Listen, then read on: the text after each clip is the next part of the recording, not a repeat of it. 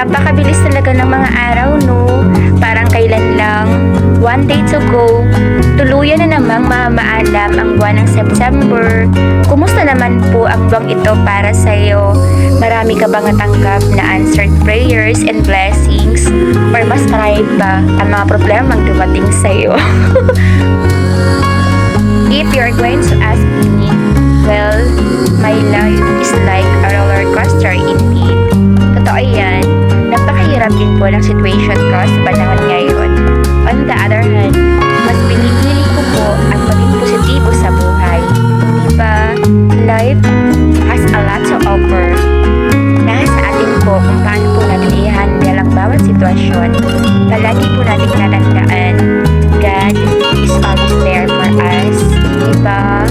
When things gets uncertain, God will make a way for us. To those who are crying behind closed doors, just always remember, God sees every single detail in your life. Well, yes, indeed. Akala po natin, hindi niya nakikita ang lahat ng pinagdaraanan natin. Alam niya po kung gaano kabigat ang nararamdaman natin.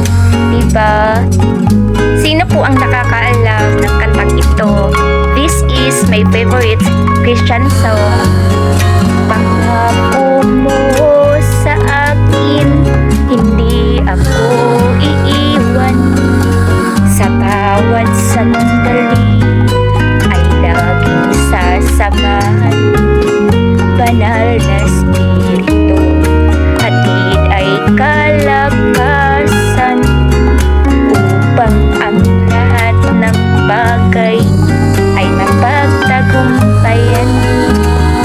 To all my beloved viewers and subscribers out there, I am wishing you a wonderful life ahead, filled with joy and unlimited breakthroughs from God.